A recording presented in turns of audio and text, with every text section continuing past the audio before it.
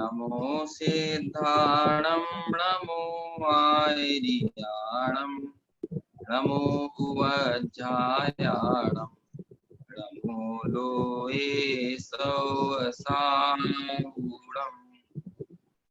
मंगलम भगवान वीरो मंगलम गौतमो गणी मंगलम कुंद कुंदाद्यो जैन धर्मोस्तु मंगलम सर्व मंगल मांगल्यम सर्व कल्याणकारकम प्रधानां सर्वधर्माणां जैनम जयतु शासनम जैनम जयतु शासनम जैनम जयतु शासनम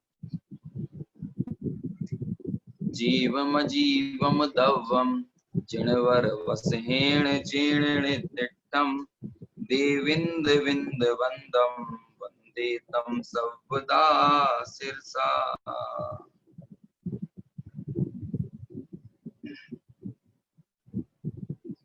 बृहद द्रव्य संग्रह नेमिचंद्र सिद्धांती देव द्वारा विरचित एक महान और काफी प्रसिद्ध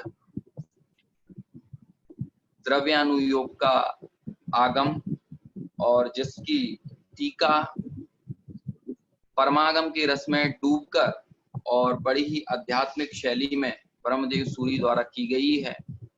ऐसे इस नेमिचंद्र सिद्धांती देव द्वारा विरचित मूल ग्रंथ और ब्रह्मदेव सूरी द्वारा की गई इसकी टीका के आधार से बृहद द्रव्य संग्रह पर हमारी चर्चा चल रही है।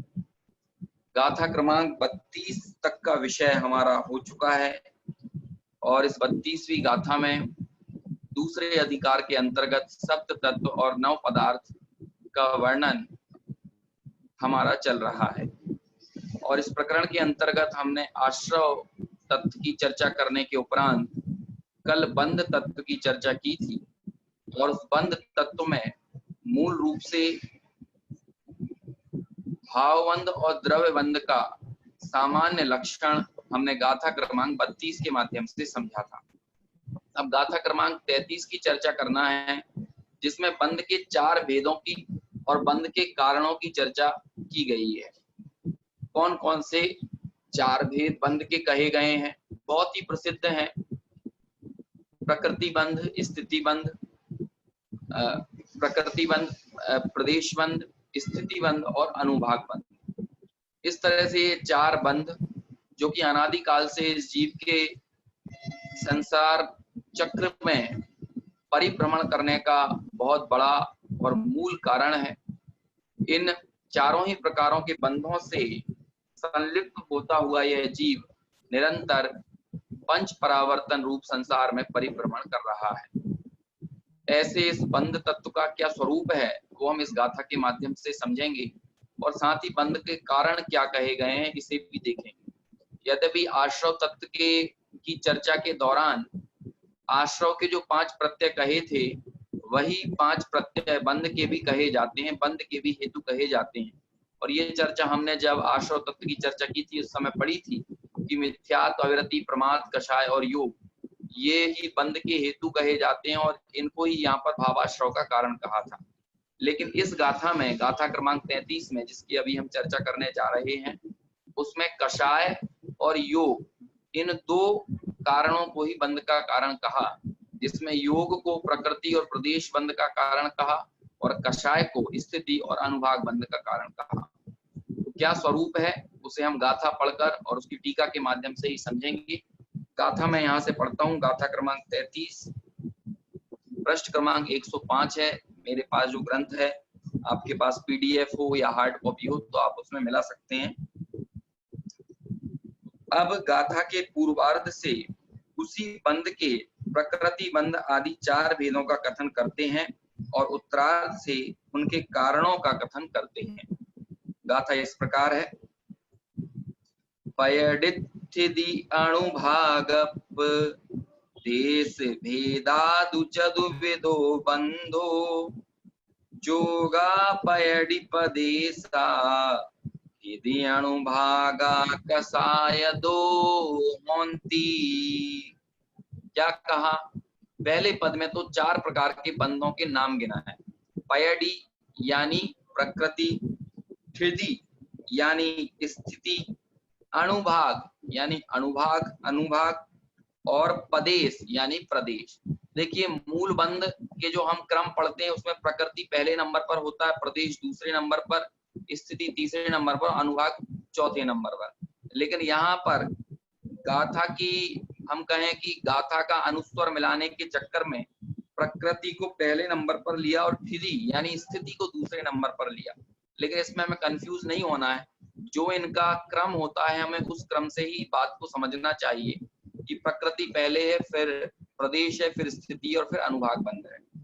तो पयडी यानी प्रकृति, ठिदी यानी स्थिति, अनुभाग यानी अनुभाग, पदेश यानी प्रदेश, चतुर्विधो बंधो, ये 4 विध, चतुर्विध यानी 4 प्रकार का बंध होता है।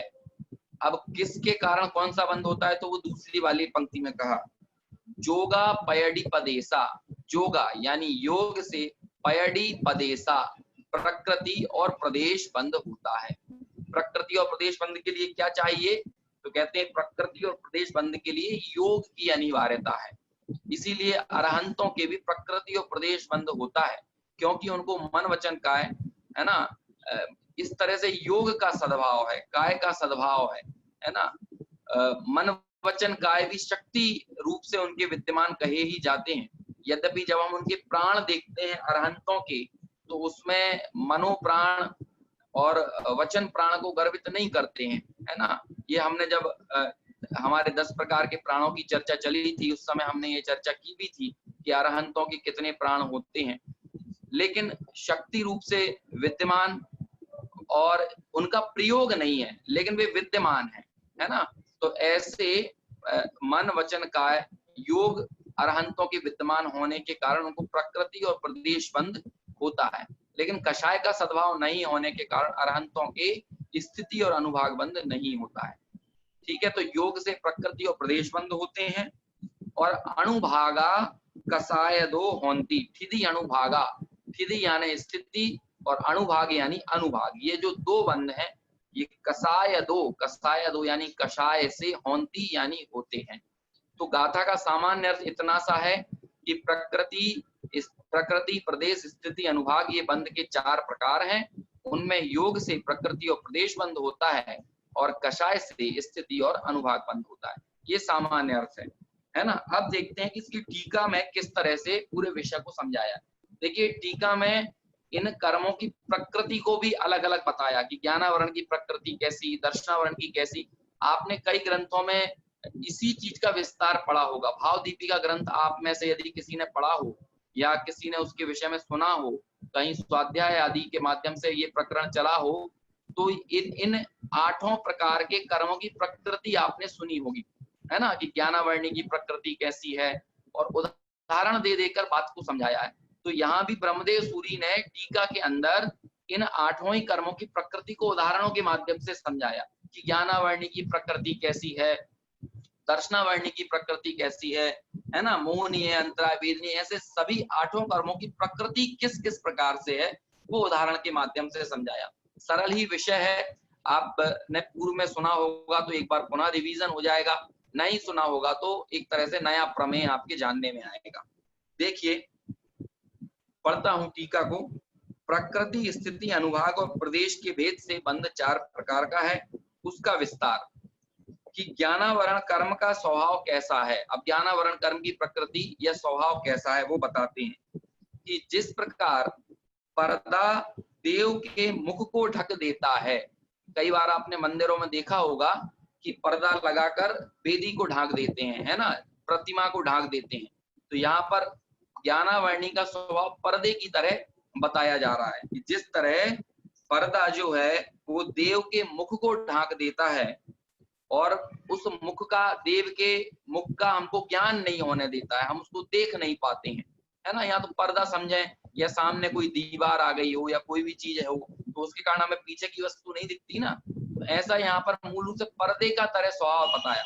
ऐसे ही तरह हमारे ज्ञान पर जब आवरण आ जाता है तो ज्ञान पर आवरण आने के कारण हमारे उपयोग में वह वस्तु नहीं आ पाती जिसको हमें जानना चाहिए। जो ज्ञेय तो है, प्रत्येक वस्तु में ज्ञेयपना तो विद्यमान है, लेकिन वो ज्ञेय हमारे ज्ञान का विषय बनेगा या नहीं बनेगा, ये ज्ञानावरण कर्म के क्षयोपशम पर निर्भर करता है। यदि ज्ञानावरण कर्म का उदय है तो वह कोई भी वस्तु आपके जानने में नहीं आएगी, और ज्ञानावरण कर्म का तत्संबंधी ज्ञानावरण कर्म का यदि क्षयोपशम है तो वो विषय जानने में आएगा। परीक्षा मुख का एक प्रसिद्ध सूत्र है, पूर्व में भी हमारी ये चर्चा चली होगी ज्ञानावरण संबंधी, तो मैंने ये बात कही थी जब हमने उपयोग का प्रकरण द्रव्य संग्रह ग्रंथ के आधार से पढ़ा था, तब ये बात निकली थी कि ज्ञानोपयोग है ना, तो उस ज्ञानोपयोग की प्रवृत्ति में सभी चीजें बताई थी। मति ज्ञानावरण, श्रुत ज्ञानावरण, अवधि ज्ञानावरण, ये पांचों प्रकार के भेदों की वहां पर चर्चा आई थी। तो एक विषय वहां पर निकला था कि ज्ञानावरण मतलब कोई वस्तु हमारे ज्ञान का विषय बने, इसकी योग्यता कहाँ से प्रकट होती है। तो ये बात निकली थी। परीक्षा मुख में एक सूत्र है कि स्वावरण क्षयोपशम लक्षण योग्यतया ही प्रतिनियतमर्थम व्यवस्थापयति, कि किसी भी वस्तु के जानने में ये जीव कैसे प्रवृत्त होगा कि स्वावरण क्षयोपशम लक्षण योग्यता ही। वहां पर मैंने एक उदाहरण भी दिया था कि जिस प्रकार आपसे कोई कहे कि आपको जर्मन भाषा का ज्ञान क्यों नहीं है ना, या कोई को अंग्रेजी भाषा का ज्ञान नहीं है, तमिल भाषा का ज्ञान नहीं है, तो ये क्यों नहीं है, किसके कारण किसी को ज्ञान है किसी को ज्ञान नहीं है। तो आप लोग कह सकते हो कि भाई हमने कभी पढ़ी नहीं इसीलिए हमको ज्ञान नहीं है। नहीं, ये निमित्त अपेक्षा से ये बात नहीं करना, ये तो बाह्य निमित्त की बात हो गई, उसमें अंतरंग कारण कौन है। तो वहां पर ज्ञानावरण कर्म का क्षयोपशम, तो उसे हम इस तरह से घटा सकते हैं कि जर्मन भाषा है ना, जो स्वावरण क्षयोपशम लक्षण था ना, जर्मन भाषा आवरण जर्मन भाषा आवरण क्षयोपशम लक्षण योग्यतया ही प्रतिनियतमर्थम व्यवस्थापयति, मतलब जर्मन भाषा के ज्ञान पर पड़ा हुआ जो आवरण है, जब उसका क्षयोपशम होगा तो वह जर्मन भाषा आपके जानने में आएगी, अंग्रेजी भाषा जानने में आएगी। ये अंतरंग कारण है। ऐसे ही हम देखते हैं कई बार सामने की वस्तु ही हमारे ज्ञान का विषय नहीं बनती। क्यों नहीं बनती? क्योंकि तत्संबंधी ज्ञान के पर आवरण पड़ा हुआ है ना, तत्संबंधी ज्ञानावरण का उदय है, और जब उस संबंधी ज्ञानावरण का क्षयोपशम होगा तो वो वस्तु जानने में आएगी। इसलिए ज्ञानावरण के क्षयोपशम को, छद्मस्तों में ज्ञानावरण का क्षयोपशम महत्वपूर्ण है, और सर्वज्ञों में ज्ञानावरण कर्म का क्षय की बात वहां पर की जाती है। छद्मस्तों में क्षयोपशम होता है और केवलियों में, सर्वज्ञों में क्षय होता है। उनके क्षयोपशम से केवल ज्ञानावरण में क्षयोपशम नहीं चलेगा, केवल ज्ञानावरण में तो क्षय ही घटित किया जाएगा। ठीक है ना। तो इस तरह से परीक्षा मुख में इस बात की बहुत ही अच्छे से सिद्धि की गई है, न्याय से, तर्क से, युक्ति से इस बात को बताया गया है। यहाँ पर तो हम उसकी प्रकृति देख रहे हैं कि ज्ञानावरण की प्रकृति कैसी है। तो ज्ञानावरण की प्रकृति पर्दे के समान है। ठीक है ना। पर्दा, किसी भी मंदिर में या देव के सामने, प्रतिमा के सामने पर्दा आ जाए तो जैसे देव की आकृति नहीं दिखती, ऐसे ही ये समझना कि हमें हमारा भगवान आत्मा क्यों नहीं दिख रहा। तो ये चीज यहाँ भी घटित होगी कि स्वावरण क्षयोपशम लक्षण योग्यतया ही, वास्तव में हमारे ज्ञायक स्वभाव को जानने रूप ज्ञान पर आवरण पड़ा हुआ है ना। इसीलिए आबाल गोपाल सबको सदा काल अनुभव में आने के बावजूद भी उसका ज्ञान नहीं हो रहा है ना। उसका ज्ञान इस तरह से नहीं हो रहा कि ये ज्ञान ही मैं हूं। इस तरह मैं पने के साथ उस भगवान आत्मा का, उस ज्ञायक स्वभाव का ज्ञान इस जीव को नहीं हो रहा है ना। तो ये इसमें भी ज्ञानावरण कर्म ही मोहनीय तो है ही, है ना, मोहनीय तो प्रबल कारण है ही, लेकिन ज्ञानावरण भी अपना रोल निभा रहा है, दर्शनावरण भी अपना रोल निभा रहा है। हालांकि पुख्ता कारण, मजबूत कारण तो मोहनीय को कहा जाता है कि मैं अपने स्वरूप को जिस प्रकार है वैसा नहीं स्वीकार रहा हूं और अन्यथा मान रहा हूं। इसमें प्रबल कारण कौन? तो कहते हैं इसमें प्रबल कारण तो मोहनीय है, क्योंकि पंडित टोडरमल जी ने भी मोक्ष मार्ग प्रकाशक में इस बात को सिद्ध किया है ना, कि बंध का कारण, दुख का कारण वास्तव में क्या है, किसके कारण मिथ्या दर्शन मतलब उल्टी मान्यता रूप जो प्रवर्तन हो रहा है, या मुझे अपने स्वरूप का भान नहीं हो रहा है, इसमें प्रबल कारण कौन है? तो वहां पर मोहनीय को ही सबसे प्रबल कारण सिद्ध किया है ना, उसको ही सबसे बड़ा बंध का हेतु सिद्ध किया। वहां पर एक बहुत ही सुंदर चर्चा टोडरमल जी साहब ने की कि भाई जो ज्ञान प्रकट नहीं है, जो ज्ञान प्रकट नहीं है वो कोई अपने स्वयं के जानने में बाधक नहीं है। क्यों? क्योंकि वो तो प्रकट है ही नहीं ना, ठीक है ना, या वो बंध का कारण नहीं है, इस तरह से बताया, वो बंध का कारण नहीं है, ठीक है। फिर कहते हैं कि जो ज्ञान प्रकट नहीं है वो बंध का कारण नहीं है, तो जो ज्ञान प्रकट है वो तो बंध का कारण है कि नहीं। तो कहते हैं भाई जो ज्ञान प्रकट है यदि वो बंध का कारण हो जाएगा, तो फिर ज्ञान ही यदि बंध का कारण हो, स्वभाव ही बंध का कारण हो, तो फिर निर्बंध का कारण को क्या कहलाएगा, है ना। तो इसीलिए वहां पर इस तरह सिद्धि की कि ज्ञानावरण बंध का कारण नहीं है। इसी तरह दर्शनावरण बंध का कारण नहीं है। अंतराय को भी इस तरह सिद्ध किया। मूल बंध का कारण वहां पर मोहनीय को सिद्ध किया, है ना। वेदनीय भी नहीं है, आयु भी नहीं है, नाम भी नहीं है, गोत्र भी नहीं है, लेकिन इन सब में मोहनीय कर्म ही वो प्रबल कारण है जिसके कारण नवीन बंध होता है। क्योंकि हम देखें कि उस मोहनीय में ये सारी चीजें गर्भित हो जाती हैं, है ना, मिथ्यात, अविरति, प्रमाद, कषाय, ये सभी चीजें, और मन वचन काय की चंचलता भी उस मोहनीय कर्म की प्रबलता से ही है ना। और मतलब जो कहना चाहिए स्थिति और अनुभाग पड़ा, योग के कारण तो स्थिति अनुभाग पढ़ने वाला है नहीं, इसलिए वो कहते हैं योग पर बहुत मेहनत करने की जरूरत नहीं है। क्यों? क्योंकि योग के कारण जो बंध है वो आपके लिए बहुत खतरनाक नहीं है। जो बंध खतरे वाला बंध है, जो आपको संसार में परिभ्रमण करा रहा है, वो कषायों के कारण बंधने वाला बंध है। और कषाय किसके अंदर गर्भित है? कषाय ज्ञानावरण में नहीं आती, दर्शनावरण में नहीं आती, अंतराय में, वेदनीय में, आयु, नाम और गोत्र में नहीं आती। कषाय किसमें गर्भित है? कहते हैं कषाय मोहनीय में ही गर्भित है ना। वहीं पर दर्शन मोहनीय, चारित्र मोहनीय भेद किए, क्रोध, मान, माया, लोभ इत्यादि जो है वो चारित्र मोहनीय में है। मिथ्यात्व, अविरति, मिथ्यात्व, सम्यक मिथ्यात्व, सम्यक प्रकृति, है ना, ये दर्शन मोहनीय में है। तो इस तरह मूल कारण मोहनीय को वहां पर सिद्ध किया है, उल्टी मान्यता को सिद्ध किया है। लेकिन फिर भी यदि मैं अपने स्वरूप को नहीं जान पा रहा, उसमें एक प्रबल कारण तो मोहनीय है, लेकिन ज्ञानावरणी भी अपने स्वरूप के ज्ञान का अवभाषण नहीं है। इसका मतलब उस पर भी आवरण पड़ा हुआ है ना। मतलब ज्ञानावरण में भी हवा भरने वाला यदि कोई कर्म है तो वो मोहनीय है, लेकिन ज्ञानावरणी की भी अपनी एक लायकात वहां पर रहती है कि मैं अपने स्वरूप को मैं पने से नहीं जान पा रहा हूं। इसमें ज्ञानावरण की भी एक भूमिका देखने को मिलती है। तो इस तरह ज्ञानावरण की प्रकृति क्या हुई, ज्ञानावरण का स्वभाव क्या हुआ, तो कहते हैं ज्ञानावरण की प्रकृति या स्वभाव पर्दे के समान है। जैसे कि देव पर, है ना, वेदी पर पर्दा पड़ा हो तो वेदी पर विराजमान भगवान के, देव के दर्शन नहीं हो पाते। इसी तरह ज्ञानावरणी कर्म के कारण किसी भी अमुक वस्तु पर, उसके ज्ञान पर यदि पर्दा पड़ा हो तो वो वस्तु जानने में नहीं आती। इस तरह ये ज्ञानावरण का की प्रकृति और स्वभाव को बताया। अब दर्शनावरण की प्रकृति किस तरह है, तो दर्शनावरण की प्रकृति की चर्चा करते हुए यहाँ लिखते हैं कि जैसे राजा के दर्शन, दर्शनावरण को द्वारपाल की तरह कहा। आपने देखा होगा आजकल जैसे कि आपको किसी कलेक्टर से मिलना है, नेता से मिलना है, तो बाहर पे बाबू बैठे रहते हैं, है ना, चपरासी बैठा रहता है, तो वो क्या करता है कि नहीं अभी साहब नहीं मिल सकते, अब, है ना, इस तरह से आपकी भेंट नहीं होने देता, उनको देखने नहीं देता, आपकी मुलाकात नहीं होने देता। कौन नहीं होने देता? कि वो जो चपरासी, बाबू, द्वारपाल जो भी बैठा है वो नहीं होने देता। तो इसी तरह दर्शनावरण की प्रकृति द्वारपाल की तरह कही। किस तरह? कि जैसे राजा के दर्शन में प्रतिहारी, है ना, द्वारपाल जिस प्रकार किसी को रोकता है, उसी प्रकार दर्शनावरण कर्म जो है वो दर्शन में रुकावट करता है। दर्शनावरण का काम क्या है? दर्शन में रुकावट पैदा करना, है ना। तो ज्ञानावरण की पर्दे की तरह और दर्शनावरण की द्वारपाल की तरह प्रकृति है। तीसरा कर्म क्या है?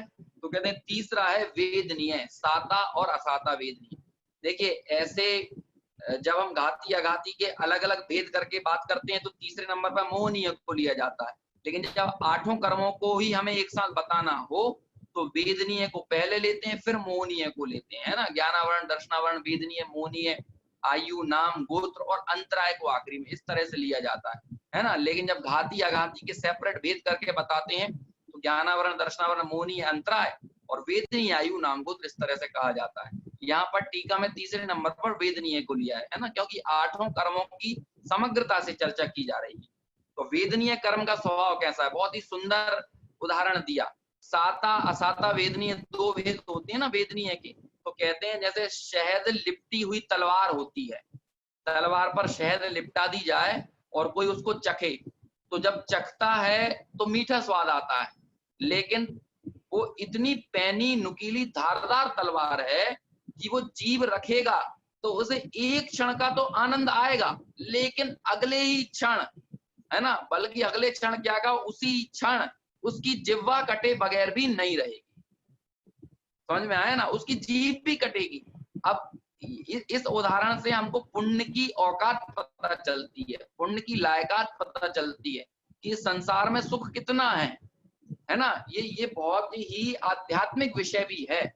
यदि हम इस करणानुयोग के इस उदाहरण से वेदनीय कर्म की प्रकृति को समझें कि वेदनीय कर्म की प्रकृति कैसी, शहद लिपटी हुई तलवार के समान। कैसा है वेदनीय कर्म कि है तो तलवार, नुकीली, पैनी, धारदार, छत विक्षत कर देने की सामर्थ्य वाली तलवार, लेकिन उस तलवार पर शहद लिपटी हुई है ना।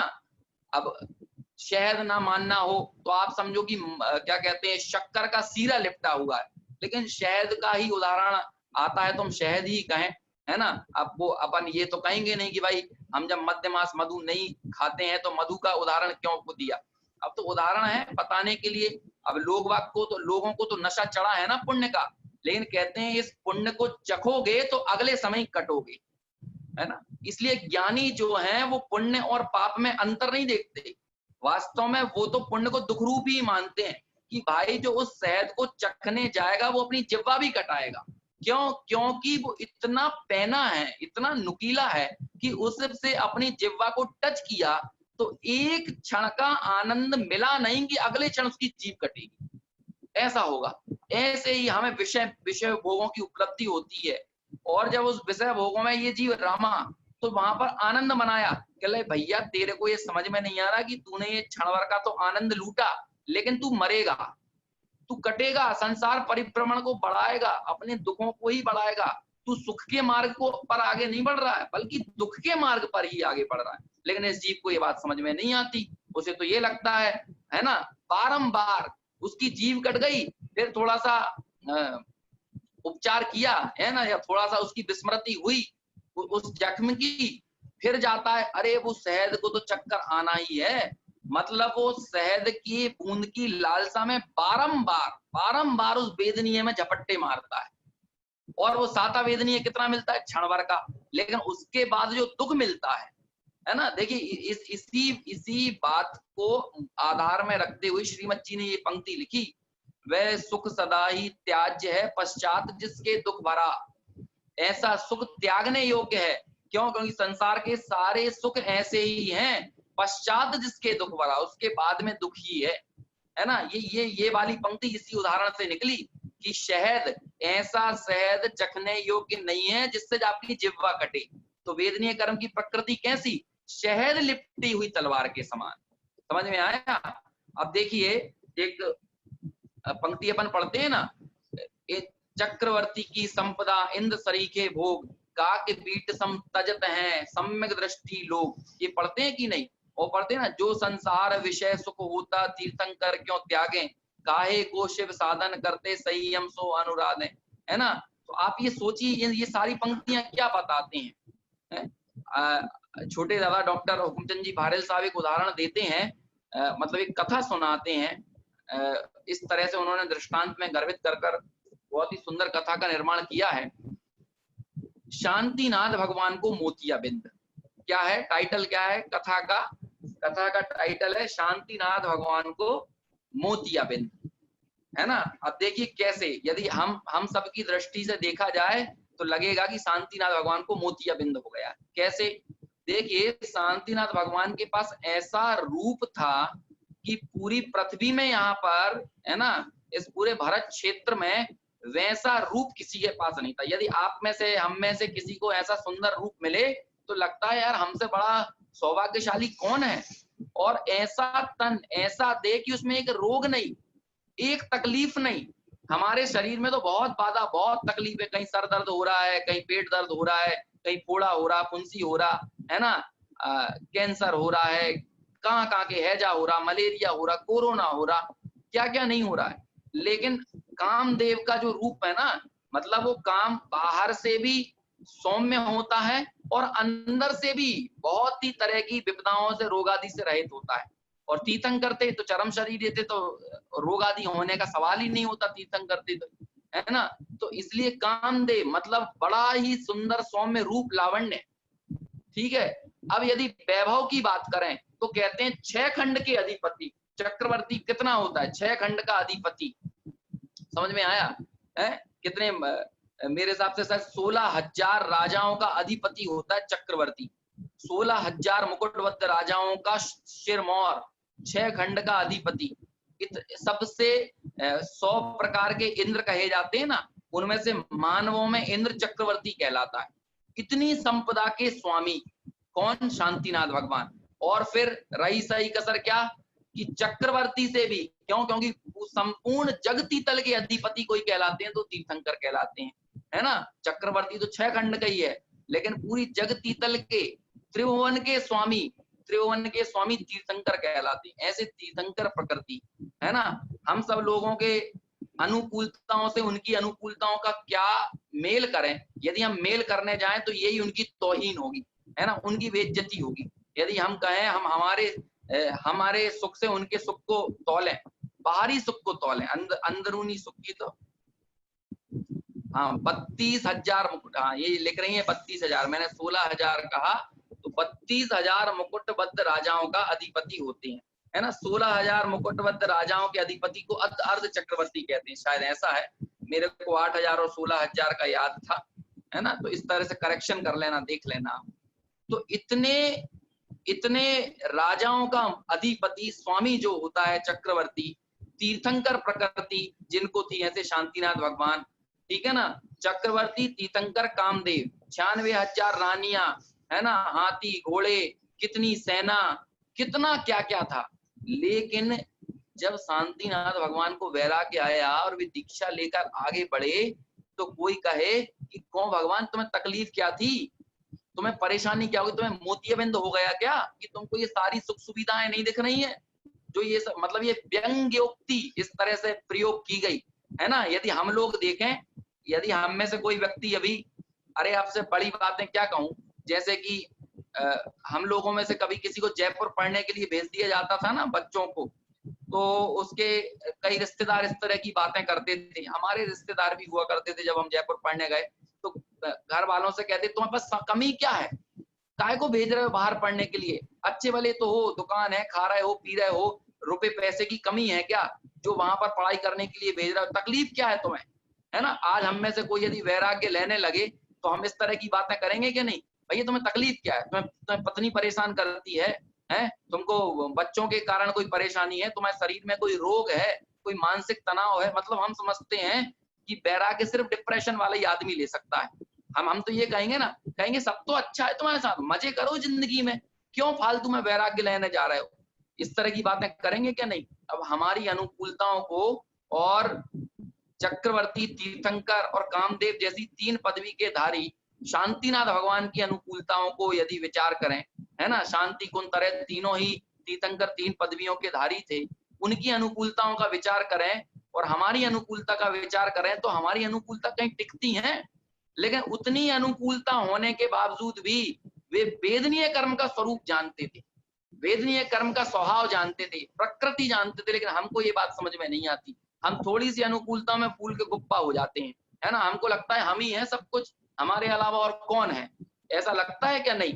लेकिन वेदनीय कर्म की प्रकृति, ये कर्णानुयोग से इस बात को आप समझिए। आप यदि गोमटसार कर्मकांड आदि पढ़ेंगे, है ना, धवला पढ़ेंगे, तिल्लोय पंडिती आदि ग्रंथ पढ़ेंगे, जहां कहीं भी कर्म प्रकृति आदि का वर्णन हो, इन कर्मों की प्रकृति बताई हो, वहां पर वेदनीय कर्म की प्रकृति इसी रूप से प्रतिपादित की जाएगी या नहीं की जाएगी। तो आप ये विचार कीजिए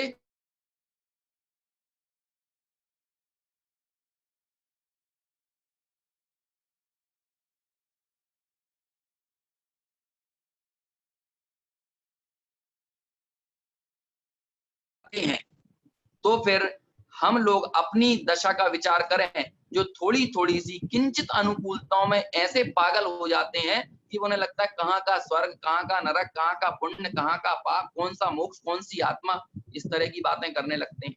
लेकिन समझिए भैया, वेदनीय कर्म का स्वभाव क्या है, वेदनीय कर्म का स्वरूप क्या है।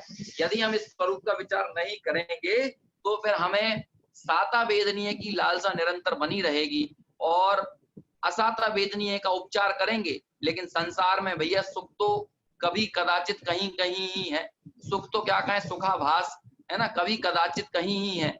लेकिन अधिकतर है ना, वो तो असाता ही है, तकलीफें ही हैं, चिंताएं ही हैं, व्यग्रता ही है।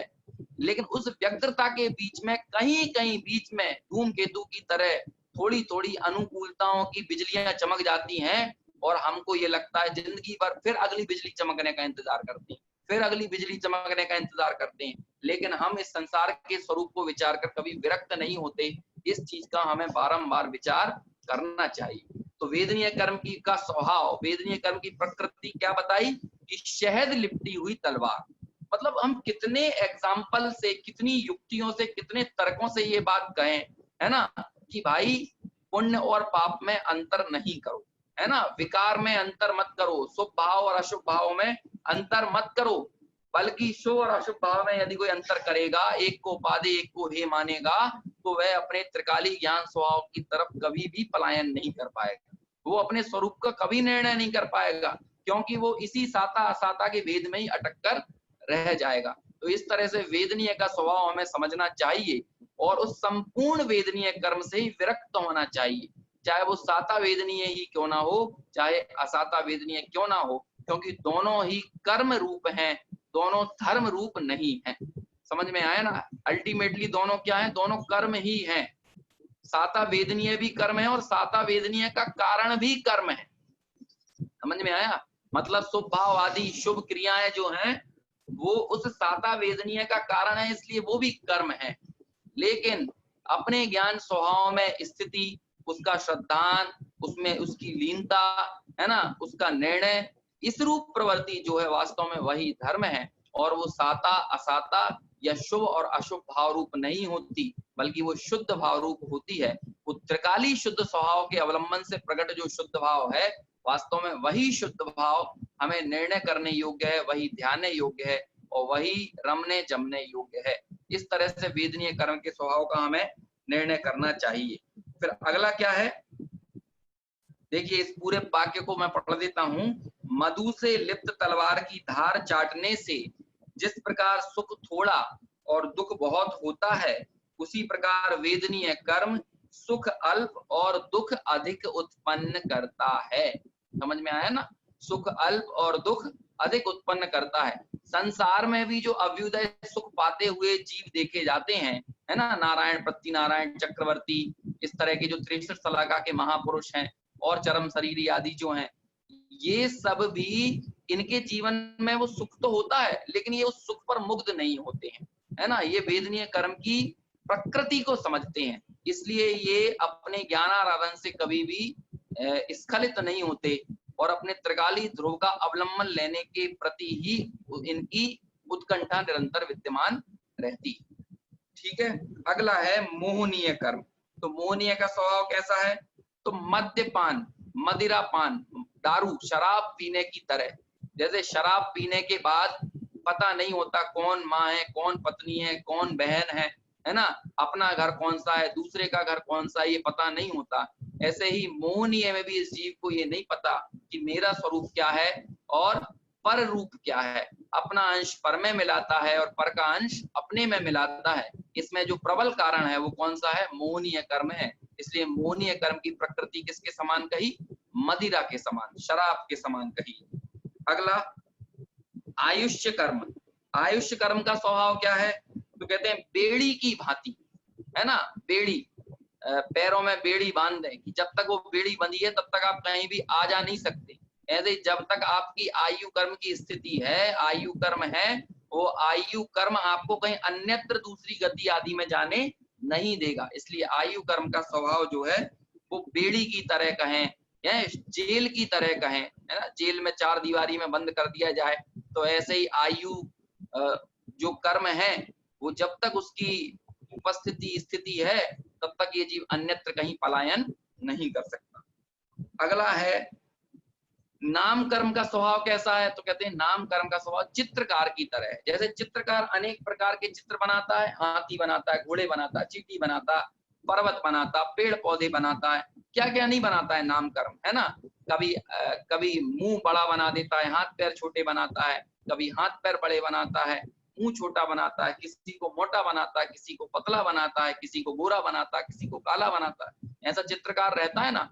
ऐसे ही नाम कर्म की प्रकृति भी चित्रकार की तरह है कि भांत भांत की नाम कर्म की प्रकृतियों के अनुसार हमको विविध प्रकार की दशाएं मनुष्यों में, त्रियंचों में, है ना, नारकियों में, देवों में, इन सभी में देखने को मिलती है। तो इसमें कौन सा कारण है, नाम कर्म, और वो नाम कर्म का स्वभाव किसकी तरह है, चित्रकार की तरह है। अगला है गोत्र कर्म। गोत्र कर्म का स्वभाव कैसा है, तो कहते हैं गोत्र कर्म का स्वभाव कुम्हार की तरह है। जैसे कुम्हार कुछ छोटे बर्तन बनाता है, कुछ बड़े बर्तन बनाता है, ऐसे ही गोत्र कर्म किसी को उच्च गोत्र में और किसी को नीच गोत्र में पैदा करता है, ठीक है ना। फिर आखिरी है अंतराय कर्म। अंतराय कर्म का स्वभाव कैसा है, तो कहते हैं अंतराय कर्म भंडारी की भांति बाधा डालने वाला। जैसे कि हर खजांची होता है ना, भंडारी, राजा के भी खजांची होते हैं, या फिर हम कहें आज के समय में वित्त मंत्री, है ना, वित्त मंत्री जो होता है, अब वो प्रधानमंत्री कहेगा कि भाई रोड बनाने के लिए हमको इतना पैसा चाहिए, तो वित्त मंत्री बोल देगा साहब अपने पास इतना बजट नहीं है ना। वित्त मंत्री, वित्त सचिव, ये सब होते हैं ना वित्त मंत्रालय के अंतर में, जो भी आप समझिए, तो ये सब यही कहते हैं, है ना, कि नहीं अभी हम रोड नहीं बना सकते। प्रधानमंत्री घोषणा कर देगा कि भाई सभी के बिजली के बिल माफ कर दो, सब्सिडी देना है हमको, तो फिर वो वित्त सचिव आकर क्या कहेगा कि नहीं साहब हमारे पास इतना बजट नहीं है, हम नहीं दे सकते, तो वो रोक लगाता है। ऐसे राजा भी एक भंडारी रखते थे, है ना, एक खजांची रखते थे, जो खजाने की स्थिति जानता था और राजा को कितना खर्च करना है, कितना नहीं करना है, कितना दान देना है, कितना दान नहीं देना है, कितना भोगना है, कितना नहीं भोगना है, वो लगाम लगा के रखता था। वो कहता था राजा जी आपके भोगों में बहुत पैसा खर्च हो गया, विवाह आदि उत्सव में बहुत पैसा खर्च कर दिया, आप इससे ज्यादा नहीं कर सकते, हमारी इतनी सामर्थ्य नहीं है, तो वो लगाम लगा के रखता है। ऐसे ही अंतराय कर्म जो है वो दान, लाभ, भोग, उपभोग और वीर, इन पर लगाम लगाता है, मतलब इनमें बाधा डालता है ना, इनमें रुकावट डालता है, इनमें एक तरह से एक बैरियर का काम करता है। इसलिए इसको किसकी उपमा दी अंतराय कर्म को, इसको किसके स्वभाव की तरह बताया, भंडारी के स्वभाव की तरह, ठीक है, भंडारी अथवा खजांची के स्वभाव की तरह। फिर एक गाथा उद्धृत की गई है यहाँ पर, है ना, उस गाथा को मैं पढ़ता हूं। पढ़ पढ़िहार से मज्जा हलि चित्त कुलाल भंडयारीणम जह ए देसिम भावा सहवियकम्मा मुणे यव्वा। ठीक है ना, ये गाथा उद्धृत की गई है, और इस गाथा में भी यही 8 जो दृष्टांत दिए हैं, उन 8 दृष्टांतों की यहाँ पर चर्चा की है कि पट, प्रतिहारी यानी द्वारपाल, तलवार, मध्य, बेड़ी, चित्रकार, कुम्हार और भंडारी, इन 8 जैसा स्वभाव है, वैसा ही क्रम से ज्ञानावर्णी आदि 8 कर्मों का स्वभाव जानना, ये 8 दृष्टांतों के द्वारा प्रकृतिबंध जानना, ये प्रकृतिबंध का स्वभाव यहाँ पर बताया। अब देखिए आगे स्थिति बंध को बताते हैं कि बकरी, गाय, भैंस आदि के दूध में जिस प्रकार 2 प्रहर आदि तक अपने मधुर रस में रहने की काल की मर्यादा है, उसे स्थिति कहते हैं। देखिए इन सबके दूध की मर्यादा होती है कि बकरी का दूध 2 पहर तक टिकेगा, फिर फट जाएगा, है ना। गाय का दूध जो भी 3 पहर 4 पहर जितना टिकने की उसकी मर्यादा स्थिति होती है उतना टिकेगा। भैंस का दूध थोड़ा और ज्यादा काल तक टिका रहता है, मधुर रहता है, उसके बाद फिर वो भी खट्टा हो जाता है ना, या उसका स्वाद बदल जाता है, स्वाद चलित हो जाता है। तो जिस तरह से इन तीनों है, तो दूध तीनों एक जैसे श्वेत, सफेद, स्वच्छ दिख रहे हैं, लेकिन तीनों की स्थिति टिके रहने की अलग अलग होती है। उसी तरह यहाँ पर स्थितिबंध को समझा रहे हैं कि इस तरह इनके टिके रहने की, जैसे दूध के टिके रहने की जो काल होता है, उसकी जो काल की मर्यादा है उसे स्थिति कहते हैं। उसी प्रकार जीव के प्रदेशों में जितने काल तक कर्म संबंध रूप से स्थिति है, उतने काल को स्थिति बंद जानना चाहिए कि कौन सा कर्म कितने काल तक स्थिति को लेकर रहेगा, है ना। कि कोई कर्म 40 कोड़ा कोड़ी सागरोपम रहता है, कोई 70 कोड़ा कोड़ी सागरोपम, कोई 15 कोड़ा कोड़ी सागरोपम, कोई 100 वर्ष, कोई 50 वर्ष, कोई 5 वर्ष, कोई 2 वर्ष, कोई अंतर मुहूर्त, है ना। इस तरह से सबके आपके आत्म प्रदेशों के साथ उनके रहने की जो काल मर्यादा है उसको स्थिति कहते हैं। तो इस स्थिति बंध को इस दुग्ध के उदाहरण से समझाया कि जैसे बकरी का, गाय का और भैंस के दूध के मिष्ट रहने की, मीठे रहने की एक अवधि होती है, एक काल मर्यादा होती है, उसी तरह कर्मों का आत्म प्रदेशों के साथ संबंध बने रहने की जो मर्यादा है उसको क्या कहते हैं, उसको स्थिति बंध कहा जाता है। ठीक है। तीसरा प्रदेश बंध, यहाँ पर प्रदेश को तीसरे नंबर पर लिया क्योंकि गाथा में तीसरे नंबर पर था, अन्यत्र अन्य स्थानों पर प्रदेश बंध दूसरे नंबर पर समझाया जाता है और स्थिति बंध तीसरे नंबर पर समझाया जाता है। देखिए अब, जिस प्रकार उन्हीं के दूध में, यानी बकरी गाय भैंस आदि के दूध में तारतम्यता से रस संबंधी शक्ति विशेष जो होती है, उस शक्ति विशेष को अनुभाग कहा जाता है। नहीं, यहाँ पर अनुभाग बंध को तीसरे नंबर पर लिया, प्रदेश को चौथे नंबर पर लिया, है ना। अन्यत्र प्रदेश दूसरे पर रहता है, स्थिति तीसरे पर, अनुभाग चौथे पर। तो अनुभाग बंध किसे कहा कि दूध में तारतम्यता रूप से रस संबंधी शक्ति विशेष, मतलब बकरी का दूध आप 1 किलो पियोगे तो उसमें फैट कम होता है ना, वो आपको थोड़ा सा कहेंगे कि उसमें वसा की मात्रा कम रहेगी तो वो आपको कम पुष्ट बनाएगा। गाय के दूध में बकरी के दूध से ज्यादा फैट होता है तो वो आपको ज्यादा पौष्टिक होगा, ज्यादा हष्ट पुष्ट बनाएगा। भैंस का दूध सबसे ज्यादा गरिष्ठ होता है, सबसे ज्यादा पौष्टिक होता है, इसलिए वो आप पिएंगे तो वो आपको और ज्यादा बलिष्ठ, गरिष्ठ कहना चाहिए कि शक्ति प्रदान करने वाला होगा। तो जिस तरह इनकी स्थिति अलग अलग है, इनका अनुभाग भी अलग, देखिए मात्रा उतनी हो, 1 किलो ही बकरी का दूध लीजिए, 1 किलो गाय का लीजिए, 1 किलो भैंस का लीजिए, लेकिन तीनों जो आपके शरीर पर फर्क डालेंगे वो अलग अलग होगी, है ना। तो ये फर्क पड़ेगा। और कई बार ये हो सकता है कि आप 2 किलो बकरी का दूध लो और 1 किलो भैंस का दूध लो, तो वो बकरी का दूध जितना आपको गरिष्ठ नहीं होगा उतना भैंस का दूध गरिष्ठ हो जाएगा। समझ में आया ना। तो इस तरह अनुभाग शक्ति में फर्क देखने को मिलता है। आप वो देखते होंगे कि एक तो नॉर्मल पतली मिर्च आती है, एक थोड़ी सी वो मोटी थपोड़ा कौन सी मिर्च कहते हैं, है ना, और एक वो और बड़ी जो शिमला मिर्च आती है। तो ये तीनों मिर्चों की आप यदि वो देखें, साइज देखें, तो पतली मिर्च सबसे तीखी रहेगी, है ना। फिर थोड़ी सी और बड़ी टाइप की मिर्च आएगी, वो कम तीखी रहेगी, और शिमला मिर्च बिल्कुल ही तीखी नहीं रहेगी, उसको आप ऐसे ही नॉर्मल खा जाएंगे, जबकि साइज में वो सबसे बड़ी है। ऐसे ही कर्मों की स्थिति अनुभाग में फर्क आता है कि कई कर्म हो सकता है कि आपको 5 मिनट के लिए आए और कई 1 वर्ष के लिए आए। अब 1 वर्ष के लिए जो कर्म लगातार हृदय में आ रहा है वो आपको उतना तकलीफ ना दे, लेकिन एक कर्म 5 मिनट के लिए आए तो आप पूरे हिलडुल जाएंगे, है ना, आप एकदम हालत खराब हो जाएगी, इतना भयंकर अनुभाग शक्ति के साथ आएगा। तो इसी तरह कर्म की अनुभाग में फर्क पड़ता है ना। बहुत बहुत चर्चा है ना। षटखंडागम में तो महाबंध अधिकार है, बंध अधिकार, महाबंध अधिकार, उसमें यही प्रकृति प्रदेश स्थिति अनुभाग बंध की बहुत विस्तार से चर्चा है। धवला आदि ग्रंथों में बहुत विस्तार से चर्चा है ना। कर्म कांड में, गोमट सार कर्म कांड में बहुत विस्तार से चर्चा है। तो इन सब ग्रंथों में ये सारी चर्चाएं आती हैं, यहाँ पर तो सब संक्षेप में बताया जा रहा है।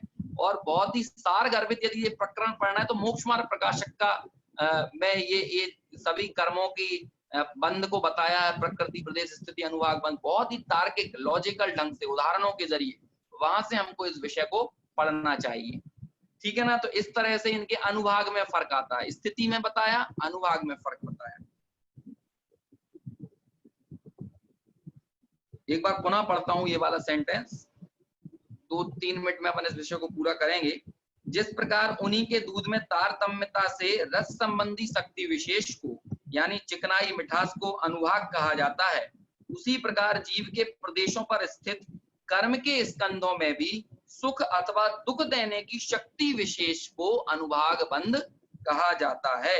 अनुभाग बंध जानना, घाती कर्म से संबंधित वह शक्ति लता, काष्ठ, अस्थि और पत्थर के भेद से 4 प्रकार की होती है। वो जो शक्ति है ना घाती कर्मों की, वो शक्ति के 4 भेद की है, लता, काष्ठ, अस्थि और पत्थर। जैसे लता होती है, लता बेल होती है ना, उस बेल से आप किसी को बांधेंगे तो वो सबसे कमजोर होती है ना, सबसे हल्की होती है।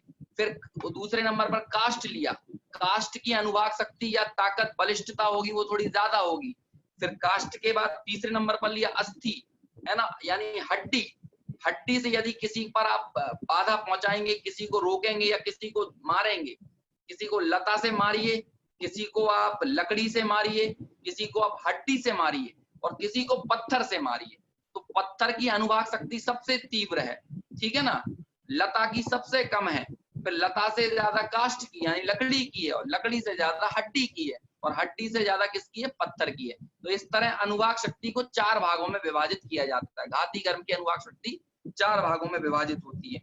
और अघाती कर्म जो है उसकी शक्ति को नीम, काली जीरी, है ना, काली जीरी या कांजौर भी कहते हैं, विष और हलाहल।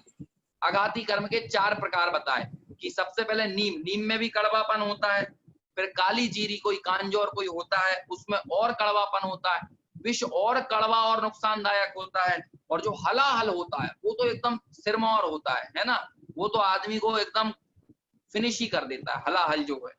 तो इस तरह से 4 प्रकार के अशुभ आघातीय कर्म बताए, और शुभ आघातीय कर्म के भी 4 भेद किए कि शुभ आघातीय कर्म के किस तरह से कि गुड़, खांड, शक्कर और अमृत। एक शुभ कर्म होता है गुड़ की तरह, एक शुभ कर्म होता है खांड की तरह। गुड़ से ज्यादा मीठा खांड होती है, खांड से ज्यादा मिश्री होती है ना, और मिश्री से ज्यादा अमृत। अमृत मीठा होता है और आनंददायक होता है। तो अमृत में अमृत रूप जो शुभ कर्म है, तो जैसे तीर्थंकर प्रकृति आदि है ना, ये अमृत रूप शुभ कर्म है, ठीक है। और सामान्य जो हमारे जीवन में थोड़ी बहुत अनुकूलताएं आती हैं गुड़ की तरह है, इसी तरह इनकी प्रकृति और वृद्धिंगत करते जाओ तो गुड़ रूप, फिर खांड रूप, फिर मिश्री रूप और फिर अमृत रूप। और अशुभ आघातीय कर्म को किस तरह से बांटा कि अशुभ आघातीय कर्म को नीम, काली जीरी, विष और हलाहल, ठीक है ना। और घातीय कर्म को 4 किस तरह से बांटा, तो घातीय कर्म को लता, काष्ठ, है ना, और लता, काष्ठ, और तीसरे नंबर पर अस्थि और चौथे नंबर पर पत्थर। ये इनकी अनुभाग शक्ति के उदाहरण दिए गए हैं ना, 4 प्रकार से। ये हुआ अनुभाग बंध, ठीक है। प्रदेश बंध भी पढ़ लेते हैं, थोड़ा सा ही है। आत्मा के एक एक प्रदेश पर सिद्धों के अनंत विभाग प्रमाण और अभव्य जीवों की संख्या के अनंत गुणे अनंतानंत परमाणु प्रत्येक क्षण बंधते हैं, वह प्रदेश बंध है। आत्मा के प्रदेशों से कर्मों का एक क्षेत्रावगाह रूप से प्रदेशों से जो संश्लेषपना हो जाता है ना, ये जो इसे प्रदेश बंध आत्म प्रदेशों के साथ, तो कितने बंधते हैं आत्म प्रदेशों के साथ, तो उसे बताया कि प्रत्येक क्षण प्रति समय सिद्धों के अनंत विभाग प्रमाण और अभव्य जीवों की संख्यात गुणा, मतलब अभव्य जितने जीव हैं उनमें कितना करो, उनमें अनंत अभव्य जीवों की संख्या से अनंत गुणा, अभव्य जीवों से अनंत गुणा, जितने अभव्य जीव है ना उनसे अनंत गुणा। अब अभव्य जीव कितने हैं वो केवल ही जाने, ठीक है ना। अभव्यों से अनंत गुणे ज्यादा, और सिद्ध कितने हो गए, भूत भविष्य वर्तमान के 3 काल के सिद्ध, उनके अनंत विभाग, मतलब सिद्धों की राशि से अनंत विभाग और अभव्य राशि से अनंत गुणे, ठीक है ना। इतने कर्म प्रत्येक क्षण इस जीव को बंधते हैं, इसे प्रदेश बंध कहा जाता है। अब इन बंध का कारण क्या है, तो कहते हैं योग से, है ना, मन वचन का योग से प्रकृति और प्रदेश तथा कषाय से स्थिति और अनुभाग बंध होता है। निश्चय से तो आत्मा कैसा है, कहते हैं कि निश्चय से निष्क्रिय ऐसे शुद्धात्मा के प्रदेशों के व्यवहार से परिस्पंद का कारण योग है, यानी मन वचन का योग है। आत्मा निश्चय से तो निष्क्रिय है, लेकिन व्यवहार से मन वचन का योग के निमित्त से इसमें परिस्पंदन होता है, और इस परिस्पंदन से ही क्या होता है, इससे प्रकृति बंध और प्रदेश बंध होता है। ये दो प्रकार के बंध योग से होते हैं। और निर्दोष परमात्म भावना के प्रतिबंधक, है ना, निशुद्धात्म तत्व की भावना के प्रतिबंधक, मतलब निशुद्धात्मा की भावना से विलक्षण, निशुद्धात्मा की भावना से विपरीत क्या है, तो कहते हैं कि ये है क्रोधादि कषाय, ये निशुद्धात्मा की भावना से विपरीत है। इन क्रोधादि कषाय के उदय से क्या होता है, स्थिति बंध और अनुभाग बंध, ये दो बंध होते हैं। फिर यहाँ पर एक शंका की गई है जो कल भी मेरे से अपनी इस कक्षा में पूछा गया था कि आश्रव और बंध के होने में मिथ्यात अविरति आदि कारण तो समान है, तो आश्रव और बंध में क्या अंतर है, कल पूछा था ना, भाव आश्रव और भाव बंध में क्या अंतर है, उसका उत्तर हालांकि मैंने कल दे दिया था, यहाँ पर ब्रह्मदेव सूरी पुनः दे रहे हैं, है ना, उसको फिर से आप एक बार फिर से सुनिए, रिवीजन भी हो जाएगा और अपना ये विषय भी यहाँ पर पूर्ण होगा। तो कहते हैं आश्रव और बंध में क्या अंतर है, ये उसने पूछा, तो उत्तर देते हैं कि इस प्रकार नहीं है, मतलब आप ये मत समझिए कि इनके बंधने के कारण तो एक ही हैं, तो इनमें कोई अंतर नहीं होना चाहिए, ये जो प्रश्न किया ना, तो उसका उत्तर देते हैं कि भैया इस प्रकार नहीं है, उनमें अंतर है। क्या अंतर है वो बताते हैं कि प्रथम क्षण में कर्म स्पंदों का जो आगमन होता है, पहले क्षण में कर्म स्कंदों का जो आगमन होता है उसको तो आश्रव कहते हैं, है ना, वही मिथ्यात्वादी के निमित्त से पहले क्षण में जो कर्मों का आना हुआ वो आश्रव है।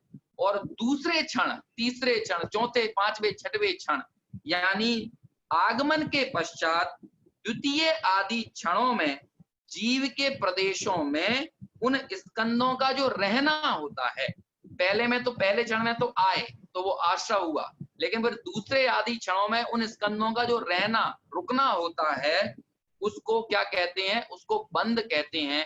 इस प्रकार आश्रव और बंध में हमको अंतर जानना चाहिए, इनको समान नहीं कहा जा सकता, क्योंकि योग और कषाय से चार प्रकार का बंध होता है। कौन से चार प्रकार का, प्रकृति, प्रदेश, स्थिति और अनुभाग। अतः बंध का नाश करने के लिए योग और कषाय का त्याग करके निज शुद्धात्मा की भावना करना चाहिए, यह तात्पर्य है। आखिर में इस गाथा का तात्पर्य बताया कि हम बंध को इसलिए नहीं समझा रहे कि बंद करना चाहिए, बल्कि बंध के कारण बताकर आपसे ये अपेक्षा की जा रही है कि भाई प्रकृति प्रदेश योग से होते हैं और स्थिति अनुभाग कषाय से होते हैं, इसलिए बंध से यदि छूटना है तो कषाय और योग का अभाव करना चाहिए और परम सौख्य को देने वाली ऐसी मुक्ति श्री का वर्ण करना चाहिए। हम सभी इन चारों प्रकार के बंधनों से छूटकर उस परम सौख्य रूपी सिद्धालय के वासी हों, इस मंगल भावना के साथ अभी अपना विषय यहीं पूर्ण करते हैं, बाकी और शेष चर्चा आगे करेंगे। जिनवाणी स्तुति। निज निधि निज में बताई, यह अनंत उपकार है, उसके लिए जिन वाणी माँ को वंदना शत बार है, वंदना शत बार